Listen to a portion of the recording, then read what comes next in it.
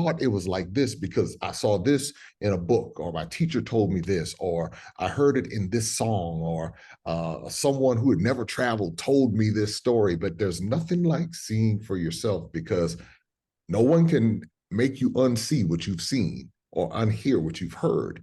And so when you talk about the expansion that comes, or the empowerment that comes, when you understand that there is more than our neighborhoods, more than our cities, more than our states, and there's a global economy that we have power in ways that many of us are discovering. When it comes to investment, when it comes to being able to build businesses, we start seeing the opportunities. And when you feel like you have opportunities, or you see or realize that you have opportunities, that empowers you even more. So it's so many different aspects to it. And the more exposure you have, the more opportunities you see.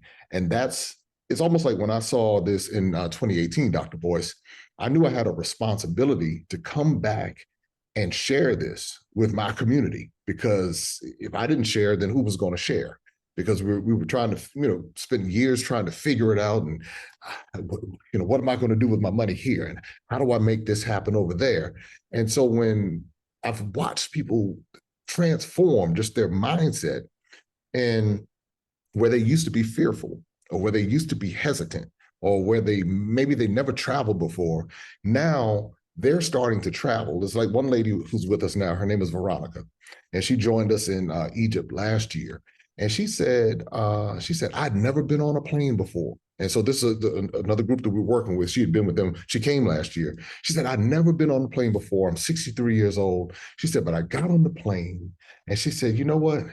I have my wings now. And so the day she saw me today, gave me a big hug. She said, I said, now you're in Ghana. And so that's empowering her to empower her daughter, to empower her granddaughter. So her granddaughter doesn't become 63 and never had left the country. Now, here's another one, Dr. Boyce, and then I'll turn it back over to you. We have a group in South Africa right now, and it's a 74-year-old pastor and his wife. And he posted on his page, he said, you know what? I wasn't excited about the trip because it was going to be long getting here. He said, but this is my first international trip.